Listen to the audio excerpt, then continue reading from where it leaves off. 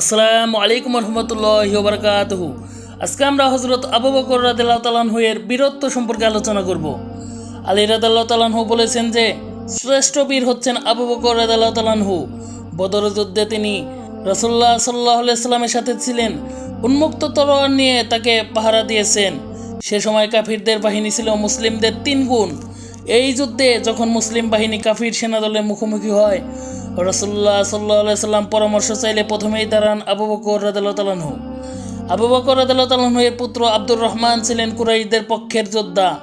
পরবর্তীতে মুসলিম হয়ে তিনি সেদিনের ঘটনা বলেছিলেন। তিনি দূরে দূরে সরে থাকছিলেন যেন আবু বকর রাদিয়াল্লাহু তাআলা আনহু তার সামনে না পড়েন। কিভাবে তিনি তার পিতাকে আঘাত করবেন। আবু বকর রাদিয়াল্লাহু তাআলা আনহু শুনে বললেন, আমি তো তোমাকে খুঁজছিলাম, সামনে পেলেই হত্যা করতাম। তিনি এটাই বুঝিয়ে দিলেন যে একজন মুমিনের কাছে আল্লাহর সন্তুষ্টি ও ভালোবাসা অধিক মানবিক স্নেহের উপরে।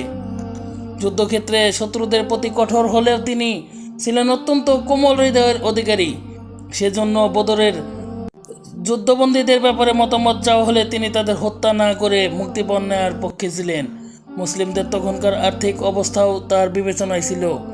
বলা হয়েছে বদরের সাহাবীরা সর্বশ্রেষ্ঠ, আর বদরের ফেরেশতারা অন্য ফেরেশতাদের চেয়ে শ্রেষ্ঠ, কারণ এই যুদ্ধ ছিল ইসলামের টিকে থাকার যুদ্ধ, সত্য থেকে মিথ্যাকে পৃথক করার যুদ্ধ।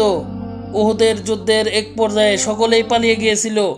আবু বকর রাদিয়াল্লাহু তাআলা আনহু প্রথম ফিরে এসেছিলেন রাসূলুল্লাহ সাল্লাল্লাহু আলাইহি সাল্লামের কাছে। তিনি ছিলেন রাসূল সাল্লাল্লাহু আলাইহি সাল্লামের মুখপাত্র। তার হয়ে বিভিন্ন গোত্র প্রতিনিধি ইত্যাদির সাথে কথা বলতেন।